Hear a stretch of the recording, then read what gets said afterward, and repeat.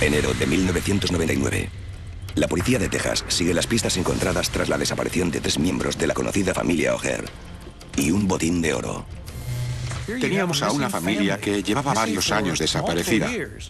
Había que hacer algo para resolver el asunto de una vez por todas.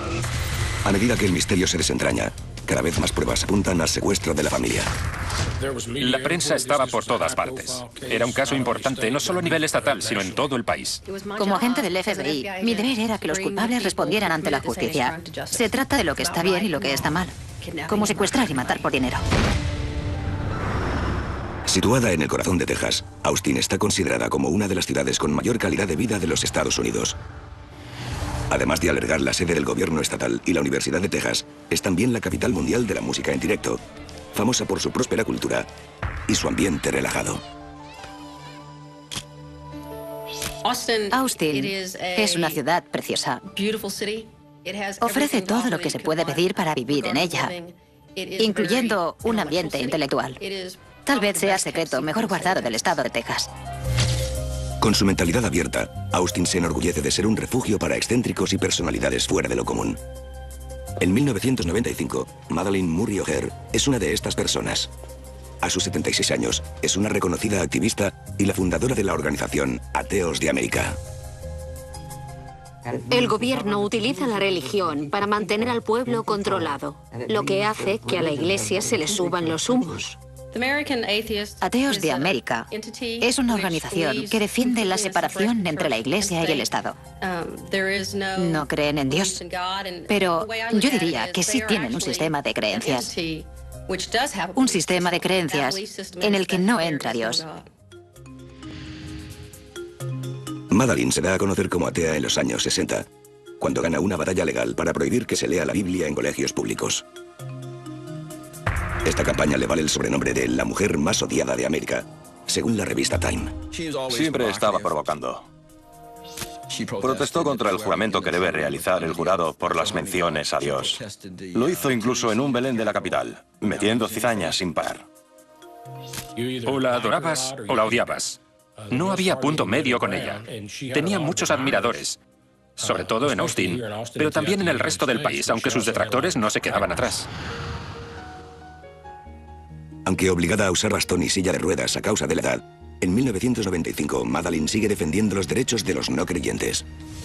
Trabaja codo con su hijo pequeño, John Garth Murray, presidente de Ateos de América, y su nieta Robin, editora de la revista de la organización. John Garth Murray era un hombre que se había volcado en su causa. Además, adoraba a su madre y a su sobrina Robin. Los tres eran inseparables. Comían juntos, vivían juntos, trabajaban juntos y viajaban juntos. John era un hombre muy grande, enorme. Hablaba ceceando. Y en cierto modo seguía siendo el niño de mamá. Madalyn lo estaba preparando para que fuera el heredero de la organización. Era como un sargento de instrucción. Le chillaba y él le respondía a gritos. Madalyn era la jefa. Y John, su hijo. Si iba a trabajar para su madre, tenía que hacer las cosas como ella quisiera y cuando ella quisiera. Agosto de 1995. Junto con el habitual trabajo de oficina, el trío se prepara para llevar a cabo una protesta durante la visita del Papa a Nueva York a principios de octubre. Lo habían planeado bien. Habían hablado con una agencia de viajes y estaban deseando ir. El Papa era el máximo representante de la Iglesia. Madalyn no se perdería por nada del mundo la oportunidad de estar ahí para sabotear la visita y hacerse huir como ella sabía.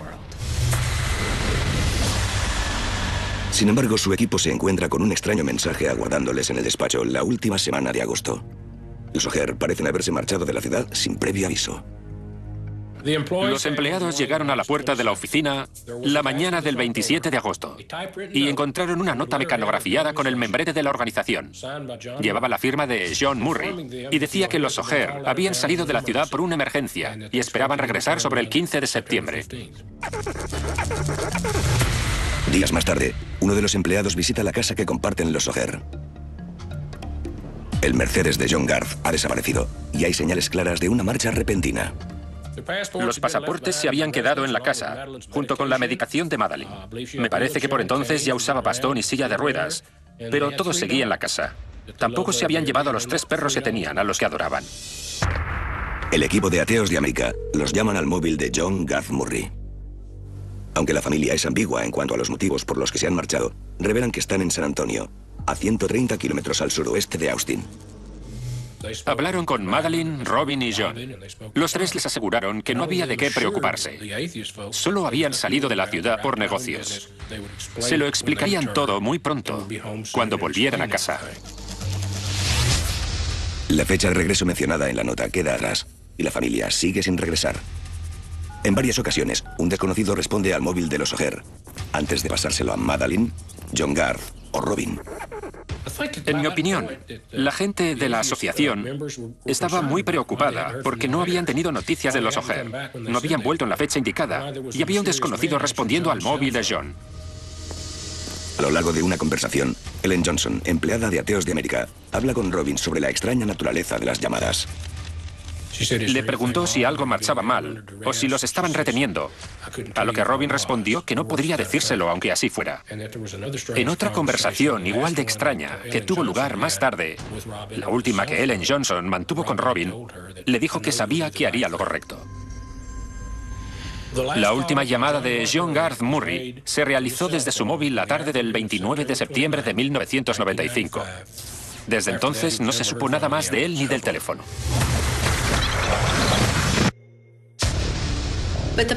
Los preparativos para la visita del Papa seguían adelante y los O'Hare habían planeado viajar a Nueva York.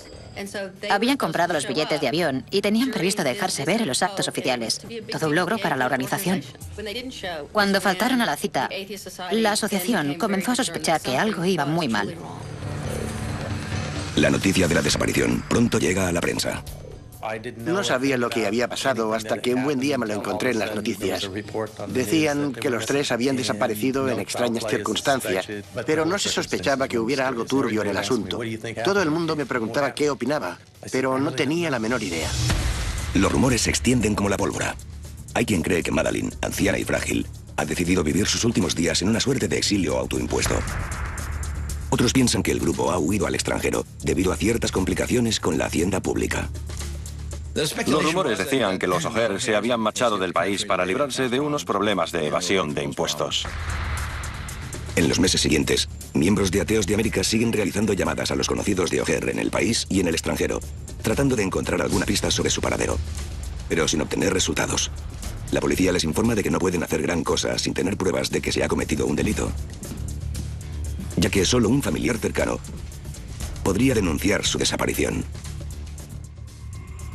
Desaparecer por propia voluntad no va contra la ley, y nadie tenía pruebas de que se hubiera cometido un delito. Verano de 1996. Casi ha pasado un año desde la última vez que alguien habló con Madeleine, John y Robin. En esas fechas, el periódico San Antonio Express News encarga al periodista John McCormack que escriba un artículo conmemorativo de la extraña desaparición. Al redactar la historia, empezó a interesarse por lo que había pasado y más adelante se asoció con un detective privado llamado Tim Young, especialista en localizar a personas desaparecidas. John McCormack y Tim Young trabajaron juntos y realizaron una buena investigación. Los hombres encuentran una curiosa pieza del rompecabezas. Mientras consulta algunos registros, McCormack descubre que el Mercedes de John Garth Murray se vendió a precio de saldo en San Antonio el mes de la desaparición. Buscando detalles adicionales, consigue localizar al comprador. El hombre le cuenta que respondió a un anuncio en el periódico local y se reunió con el supuesto John Garth Murray en un aparcamiento para ver el coche. A continuación, se dirigieron al banco para completar la transacción. Cuando McCormack le enseña una fotografía de John Garth Murray, el hombre descubre que no es la misma persona que le vendió el Mercedes. Mientras revisa los datos de la declaración de impuestos, McCormack también descubre que Ateos de América ha informado de que $600.000 han desaparecido de una de sus cuentas. El dinero estaba en una cuenta fiduciaria en Nueva Zelanda, a nombre de la organización. Pero como directores de la asociación, los O'Hare tenían la autoridad necesaria para retirar los fondos. Cuando se descubrió que faltaba dinero, surgieron muchos rumores diciendo que lo habían robado o que habían ido a Nueva Zelanda para recogerlo allí. La noticia del dinero desaparecido llega a la prensa y parece confirmar las sospechas de que los O'Hare han dejado su trabajo y se han marchado del país. Sin embargo, también hay quien piensa que $600.000 son motivo suficiente para cometer un delito. Creían que nos habían engañado a todos para huir con el dinero, o bien que había violencia implícita, robo o extorsión. Un cargamento de oro pronto se convertirá en una misteriosa pista ligada al caso. Mientras tanto, en San Antonio, un hombre dice haber visto a John Garth Murray el mismo día que la familia se esfumó. Enero de 1997. 3 miembros de una polémica organización atea han desaparecido en Texas sin dejar rastro. Cuando se descubre que faltan $600.000 en una de sus cuentas, se extiende el rumor de que Madalyn Murray O'Hair, su hijo John Garth y su nieta Robin han robado el dinero y se han dado a la fuga. El agente especial Ed Martin se une a la investigación. En 1995 trabajaba como agente especial en el Departamento de Investigación Criminal de la Hacienda Pública. Todo el mundo decía que se habían marchado del país, que habían desaparecido. Si demostraba que ese dinero había sido robado, era posible que se hubiera cometido un delito y alguien estuviera blanqueando dinero. Así que comencé con la investigación. Ed Martin se reúne con Ellen Johnson, presidenta en funciones de Ateos de América, para investigar informes y facturas. La mejor pista que tenía era el propio dinero. Tenía que haber salido de un banco y haberse trasladado a otro sitio. Nadie puede marcharse de una sucursal con $600.000 en efectivo. Algo había pasado. Mientras Ed Martin sigue el rastro del dinero desaparecido, el periodista John McCormack y el detective privado Tim Young siguen en busca de los 3 desaparecidos. Aún lo considerábamos un posible caso de blanqueo de dinero. Era la época en que John McCormack y Tim Young seguían varias vías de investigación. Los 2 hombres visitan a conocidos de los O'Hair, así como a personas y organismos que han tenido algún roce con Ateos de América. A consecuencia de su polémico activismo y sus numerosas batallas legales, a la familia O'Hair les sobran enemigos.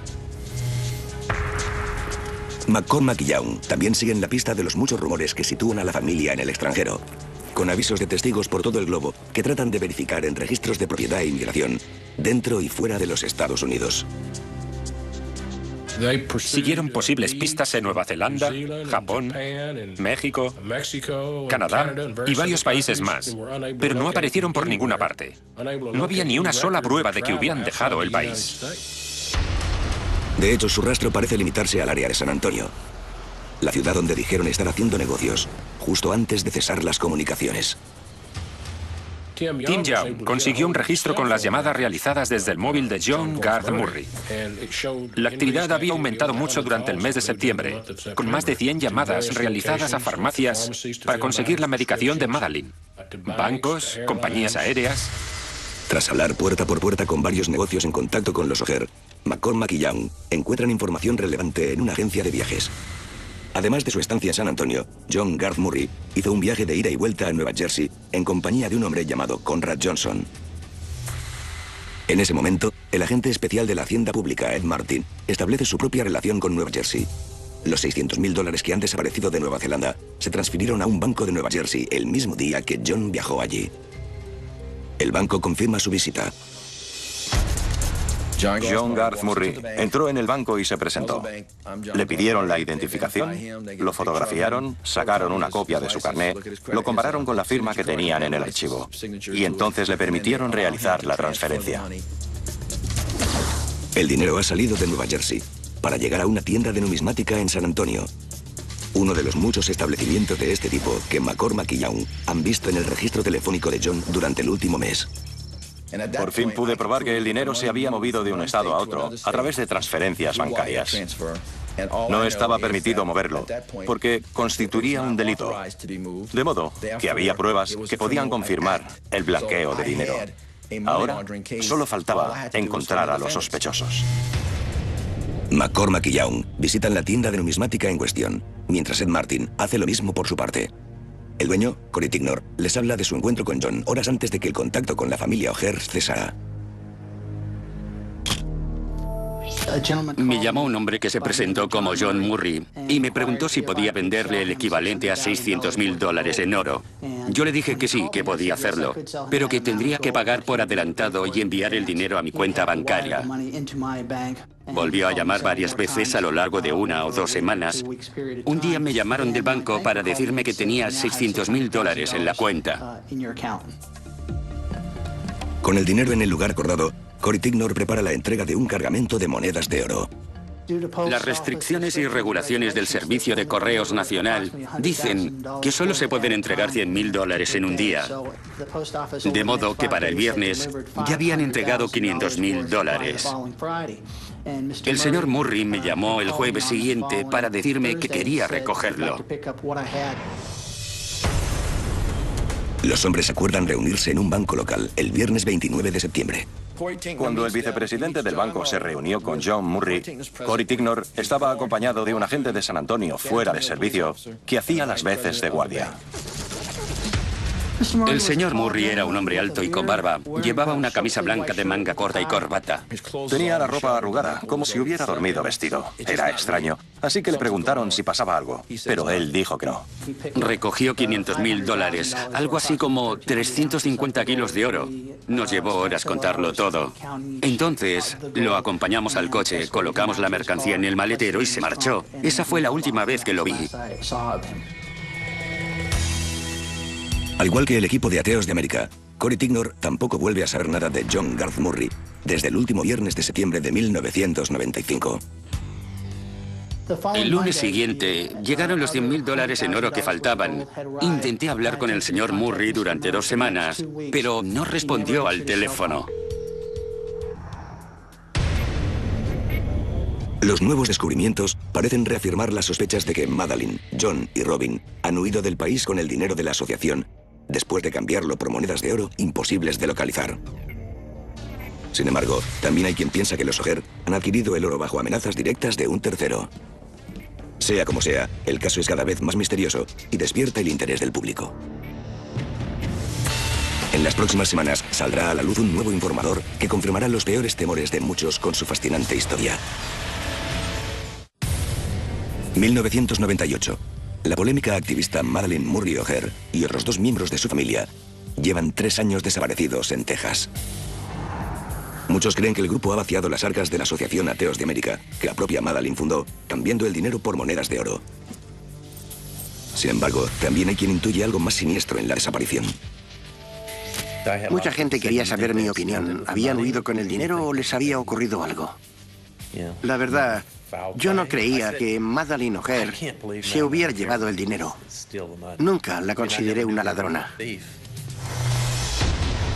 En junio de 1998, una cadena de gran audiencia habla sobre la desaparición y entrevista a John McCormack, el periodista que investiga el caso. El programa proporciona su número al público y al cabo de unos días, John obtiene una pista sorprendente. Poco después de que se emitiera la entrevista, un hombre lo llamó desde Florida diciendo que su hermano estaba en Austin, Texas, y desapareció prácticamente al mismo tiempo que la familia O'Hare. La historia de Bob Fry es cuando menos fascinante. Su hermano Danny se marcha de Florida en agosto de 1995, tras decirle a su familia que ha encontrado un trabajo temporal en Texas. Su vuelta está prevista para finales de septiembre, las mismas fechas en que Bob recibe una misteriosa carta de su hermano. El sobre contiene instrucciones de no abrirlo hasta el 3 de octubre, pero no puede resistirse y la lee. La carta decía: si recibes esta carta, es posible que ya no esté vivo. Dile a mi familia que siento lo que he hecho, pero me he mezclado con gente que es peor que la mafia. En la carta, Danny le explica a su hermano que forma parte del grupo que ha secuestrado a la familia O'Hare y los tiene retenidos en un hotel de San Antonio. El cabecilla del grupo es David Waters, un antiguo trabajador de Ateos de América. Tras implicar a un tercer hombre, un exconvicto llamado Gary Carr, Bob le dice a su hermano que si no ha vuelto a Florida antes del 3 de octubre, puede asumir que ha pasado lo peor y llevar la carta al FBI. Bob Fry describe su preocupación al leer la carta, hasta que recibe una llamada de su hermano algunos días más tarde. Danny Fry llamó a su hermano y le dijo que destruyera la carta, porque todo estaba en orden. Creía que volvería a casa en breve. Bob Fry obedece y quema la carta sin reconocer que la ha abierto. Sin embargo, su hermano no vuelve a casa a principios de octubre. Su última comunicación se remonta a la misma semana en que los O'Hare desaparecieron del mapa. Bob Fry descubre el número de David Waters, el supuesto cabecilla, y lo llama para preguntarle por el paradero de su hermano. Waters alega no estar seguro, pero cree que Danny huyó con alguien en dirección a Dallas. Para comprobar si lo que dice Waters es cierto, Bob finge que aún tiene el sobre cerrado. Le dijo a David Waters que había recibido una carta que solo debía abrir si su hermano no regresaba. Tras un momento de silencio, David Waters insiste en que no abra el sobre. Le dice que está seguro de que Danny se encuentra bien y le promete hacer lo posible para descubrir su paradero. Según la declaración de Bob Fry, David Waters en persona se presentó en su casa de Florida unos días más tarde con otro hombre. Entraron en la vivienda y fueron de un lado a otro abriendo puertas y comprobando si había alguien, como si la casa fuera suya. Cuando se pusieron a discutir sobre la carta, Bob consiguió convencerlos de que la había destruido sin leerla. Esa era la clave, sin leerla. Sentía que estaba en peligro y no sabía si saldría con vida de esa. Para el periodista John McCormack y el detective privado Tim Young, la historia de Bob Fry confirma la suposición de que algo ha pasado y les da un posible sospechoso para el caso. De hecho, ya han encontrado el nombre de David Waters entre las personas enfrentadas con la polémica familia O'Hare a lo largo de los años. La organización de los O'Hare contrató a David Roland Waters en 1993 como cajero de ateos anónimos y desde ahí fue ascendido a encargado. Usaba la cabeza. Era un hombre inteligente. Nos dijeron que tenía un CI como para entrar en Mensa. Un año más tarde, los robos se extienden por el despacho de ateos de América. Y David Waters se convierte en el principal sospechoso. David Waters fue acusado del robo y malversación de $54.000 de la organización de ateos. Después de ser traicionada por un empleado en el que confiaba, Madeleine Murray O'Hare investiga el pasado de David Waters y descubre un extenso historial criminal que desconocía. David Waters era un ex convicto que había sido condenado por asesinato, agresión, asalto y robo.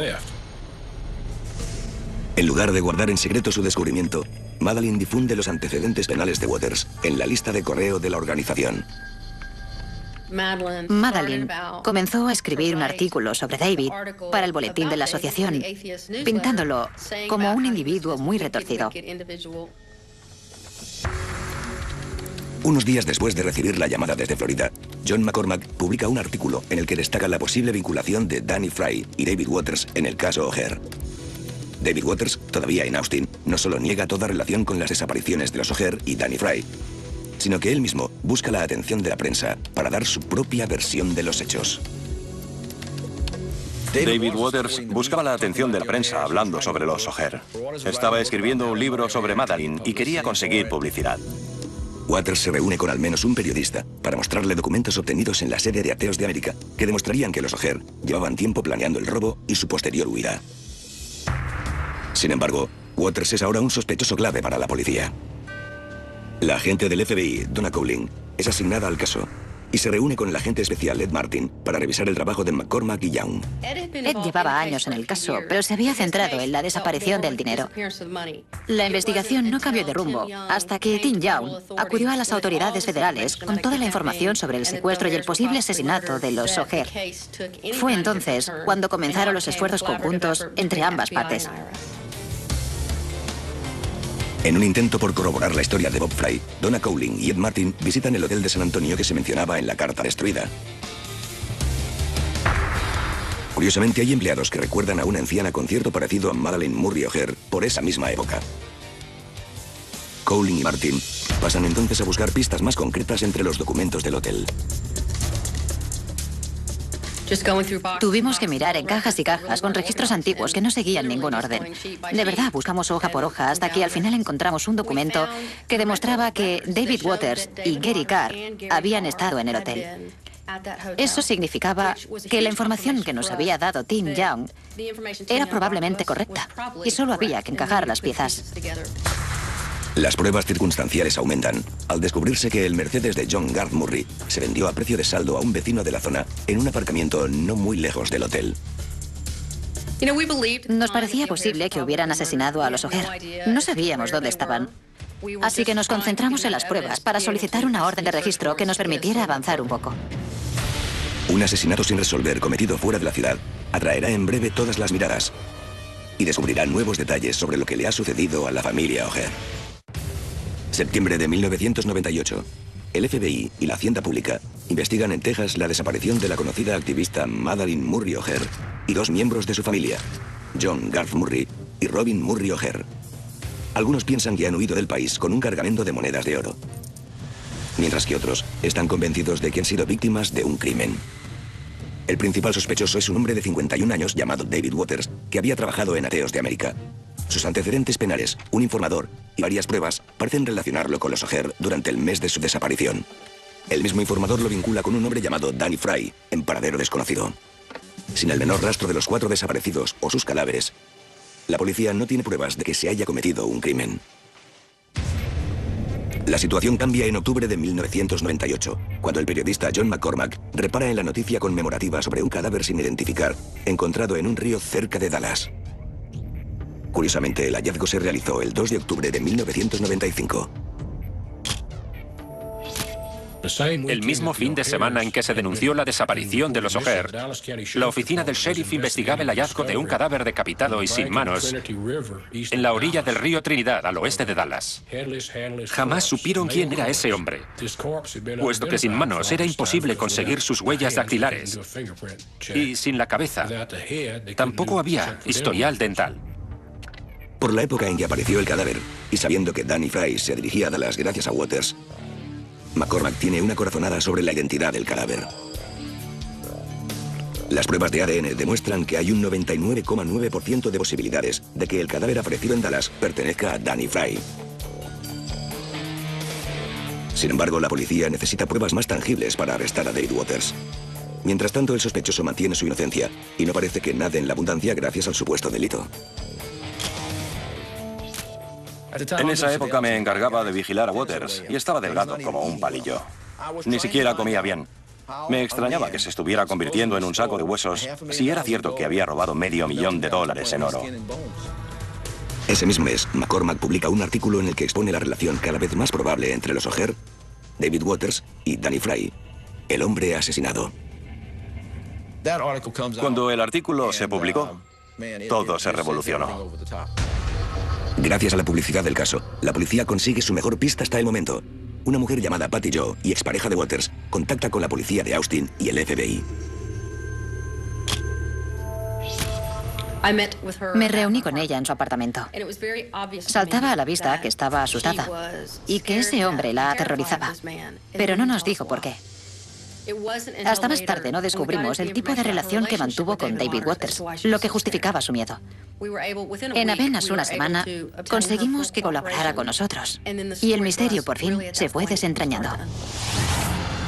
Según les cuenta Patty Jo, David Waters odiaba profundamente a Madeleine Murray O'Hare por haber difundido sus antecedentes en el boletín de la asociación. En ocasiones parecía obsesionado con la idea de vengarse. En verano de 1995, David Waters, un compañero de prisión llamado Gary Carr y Danny Fry se reúnen en Austin. A finales de agosto, los 3 hombres abandonan la ciudad, el mismo día en que los O'Hare dejan la misteriosa nota en la puerta de la asociación. Nos habló de lo que había pasado ese mes. David, Gary y Danny fueron a San Antonio. Ella lo sabía y creía que estaban metidos en algún tipo de estafa. Patty Jo descubre que ha desaparecido el revólver que David Waters suele guardar en casa, junto con un par de esposas. En una de sus breves visitas, Waters le ordena alquilar para el grupo un almacén donde guardarán las monedas de oro. Sabía que David estaba metido en algo porque volvió a casa con un Cadillac recién comprado, ropa nueva, joyas, ese tipo de cosas. A finales de septiembre, el grupo regresa a Austin. También declaró haber visto 3 pares de zapatillas ensangrentadas en una bolsa que había en el apartamento de Waters cuando los 3 hombres pasaron por la ciudad. Danny se plantea volver a Florida. Parece deprimido e inquieto, pero el grupo no tarda en desaparecer de nuevo. David y Gary regresaron al día siguiente sin Danny. La novia de David vio más tarde cómo limpiaba sus gafas con retales de la camiseta que Danny llevaba puesta la última vez que lo vio. Unos días más tarde, Waters le cuenta a Patty Jo que el oro ha desaparecido. La mujer espera en la camioneta, mientras Waters entra en un segundo almacén para limpiarlo con un pulverizador lleno de lejía. Aunque Patty Jo sospechaba desde hace tiempo que los hombres habían cometido un crimen, el artículo de McCormack lo confirma. Cuando supo que el cuerpo decapitado y sin manos pertenecía a Danny Fry, comenzó a atar cabos y a recordar todo lo que había visto y oído. Si eran capaces de algo así, no dudarían en ir a por ella, porque sabía demasiado. Yo diría que el miedo fue lo que hizo que viniera a nosotros. Al cabo de unos días, las agencias involucradas en el caso ponen en común pruebas que confirman la historia de Patty Jo, como los vuelos realizados por Gary Carr y facturas de varios coches de alquiler. Realizan también un examen forense del almacén que David Waters había limpiado, rociándolo con luminol, una sustancia que se vuelve de color azul brillante al entrar en contacto con la sangre. Detectamos presencia de sangre en la nave, pero no bastante como para extraer conclusiones. Entonces, retiramos el ángulo de hierro y lo enviamos al laboratorio del FBI para que analizaran el ADN. En el laboratorio, los expertos encuentran más muestras de ADN que coinciden con los datos genéticos de John Murray O'Hair y, por desgracia, con los del 25% de la población. Aunque los agentes siguen sin pruebas de que la familia O'Hair esté muerta, ni hay evidencias que relacionen a Waters y Carr con el asesinato de Danny Fry, están convencidos de que un registro del hogar del sospechoso podría cerrar el caso. Si se equivocan, la suerte de la familia O'Hair podría seguir siendo un misterio para siempre. 24 de marzo de 1999. Las autoridades de Texas investigan la desaparición de la polémica familia O'Hair. Aunque sus cuerpos no se han encontrado, muchos creen que han sido víctimas de secuestro, robo y asesinato. Al igual que una cuarta víctima, Danny Fry. El principal sospechoso es David Waters, un ex convicto de 51 años que ha tenido problemas con la familia. En un intento por conseguir nuevas pruebas, el FBI, la Hacienda Pública y la policía local entran en casa de Waters. A pesar de que defiende su inocencia, pronto aparecen varios elementos incriminatorios. Encontramos munición en la casa. Al ser un exnovio convicto, pudimos arrestarlo por el simple hecho de estar en posesión de esas balas. También encontramos algunas cosas sobre las que nos había hablado su exnovia, como el pulverizador y retales de la camiseta que llevaba Danny Fry la última vez que Patty Jo lo vio con vida. Ese mismo día, un equipo encabezado por el agente Ed Martin entra en casa del segundo sospechoso, Gary Carr. Estábamos sentados con él y le dijimos que íbamos a contarle algunas cosas y luego le daríamos la oportunidad de ayudarnos. Entonces le preguntamos si nos dejaría inspeccionar su casa para asegurarnos de que no había armas y estábamos a salvo, a lo que accedió sin problema. Los agentes encontraron 2 armas. Al tratarse de un ex convicto como Waters, Carr no puede tener armas de fuego. Ed Martin le presiona, alegando que tienen pruebas que lo relacionan con el secuestro de los O'Hair y su posible asesinato, así como el de Danny Fry. Aunque en un primer momento niega toda implicación, poco a poco empieza a confesar. Era en cierto modo una confesión interesada, pero aún así demostraba que Danny, David y él mismo estaban relacionados con la desaparición de los O'Hair. Carr defiende que lo contrataron como guardaespaldas y que David Waters fue el único que empleó violencia. Creía que Waters había matado a la familia O'Hair, aunque no tenía conocimiento directo. Sin cadáveres, las autoridades se abstienen de acusar a Carr del asesinato de los O'Hair, pero sí de conspiración, secuestro y extorsión. Había sido declarado culpable de 3 delitos graves, así que pudimos condenarlo por ley a 2 cadenas perpetuas en una prisión federal. A continuación, nos centramos en el señor Waters. El 20 de 2000, David Waters es acusado de posesión de armas, secuestro, extorsión y robo. Delitos que han tenido como resultado la muerte de Danny Fry y la desaparición de la familia O'Hair.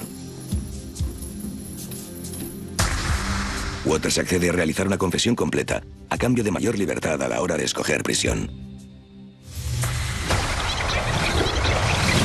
Según su declaración, el 27 de agosto de 1995 secuestró a los O'Hair en su despacho, haciéndose pasar por un repartidor en compañía de Gary Carr y Danny Fry. Después de escribir la carta para el equipo y pasar por casa de los O'Hair para coger el Mercedes, el grupo se dirige a San Antonio en coche y alquilan una furgoneta. Una vez en la ciudad, se registran en un hotel y Danny Fry se hace pasar por John Garth Murray al vender el Mercedes. Por su parte, Gary Carr vuela hasta Nueva Jersey con John para preparar la transferencia de $600.000 bajo el nombre falso de Conrad Johnson. John fue al banco por sí mismo y firmó los papeles necesarios. No pidió ayuda entonces, ni lo hizo al recoger el oro en el Banco Frost de San Antonio el 29 de septiembre, aunque había un guardia de seguridad armado. Aunque habían planeado deshacerse de los O'Hare en cuanto consiguieran el oro, Waters y John se cayeron bien. Le dijo que los liberaría en cuanto consiguieran el dinero. Y supongo que John les transmitió esa idea a su madre y a Robin. De algún modo convencieron a los O'Hare de que solo querían su dinero y no les interesaba matarlos, aunque no era eso lo que tenían en mente. Los criminales asesinan a los O'Hare en cuanto consiguen los $500.000 en monedas de oro. Llevaron a John a una habitación y los tres se abalanzaron sobre él. Le pusieron un cinturón alrededor del cuello y apretaron mientras le colocaban una bolsa de plástico para asfixiarlo y estrangularlo a la vez. Cuando acabaron con él, volvieron a la habitación contigua para estrangular a Madalyn y a Robin. Cortan en pedazos los cuerpos y los guardan temporalmente en grandes bidones de metal en uno de los almacenes. Temiendo que Danny Fry se derrumbe y acuda a la policía, Carrie Waters le disparan cerca de Dallas y lo desmembran. David estaba loco y quería vengarse. No le importaba lo que les pasara a los O'Hare. Para él, el secuestro no tenía nada que ver con el $500,000, sino con el artículo que Madalyn había escrito en el boletín de la asociación. Eso lo avergonzó, lo puso furioso y decidió que se las pagaría. El dinero fue una consecuencia, mientras que vengarse de Madalyn era el verdadero motivo. En un curioso inciso, Waters explica que los $500.000 en monedas de oro desaparecieron poco después. Gracias a la colaboración ciudadana en otro caso, las autoridades descubren que un segundo grupo de ladrones dio con el oro mientras desvalijaban almacenes en la zona de Austin. Es una de las ironías del caso. Robaron el oro a los culpables, después de todo por lo que habían pasado para conseguirlo. Encontraron el oro por pura casualidad y se lo gastaron. Como parte del trato, David Waters accede a colaborar con la policía para encontrar los cadáveres, enterrados en un apartado rancho de Texas. El antropólogo forense David Glassman dirige la excavación, que comienza dividiendo el terreno en sectores. Solemos usar palas al comenzar la excavación. Cuando estábamos a unos 20 o 25 centímetros de profundidad, encontramos el primer hueso. A medida que se van encontrando restos, recurrimos a herramientas más pequeñas y pasamos la arena por un tamiz. No tuvimos que cavar mucho para encontrar otros restos óseos que sin duda eran humanos. Los cadáveres de Madalyn Murray O'Hare, John Garth Murray y Robin Murray O'Hare quedan poco a poco al descubierto en una tumba a escasa profundidad. Dentro de una bolsa, la policía también encuentra la cabeza y las manos de Danny Fry. El momento en que descubrimos que estaban allí fue muy duro. Había pasado mucho tiempo en busca de esas personas y saber que sus restos estaban bajo tierra fue muy triste para mí. No merecían morir, y menos de la forma en que lo hicieron.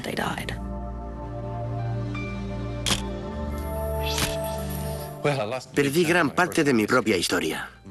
Recuerdo las apariciones de Madalyn O'Hare en los programas de entrevistas y en los medios de comunicación en general, siempre atrevida y desafiante. Esa mujer tenía algo. Es una pena. A finales de marzo de 2001, David Waters es condenado por el papel que desempeñó en el secuestro y los asesinatos. El juez del distrito lo condena a 88 años de prisión por estos y otros cargos que se le han imputado. En 2003, tan solo un par de años después, fallece a causa de un cáncer de pulmón que pone fin a una vida marcada por el crimen. Para él era fácil ser un depredador porque formaba parte de su personalidad, algo tan sencillo como vestirte cada mañana. Era un hombre retorcido, al que no le importaba hacer daño a los demás. Fue un caso difícil, todo un reto en el que tuvimos algunos momentos estelares. McCormick y Tim Young merecen gran parte del mérito por seguir las pistas. Es un afortunado ejemplo del esfuerzo de varias agencias trabajando a diferentes niveles y coordinando sus avances. Atrapamos a los malos y una vez más se hizo justicia.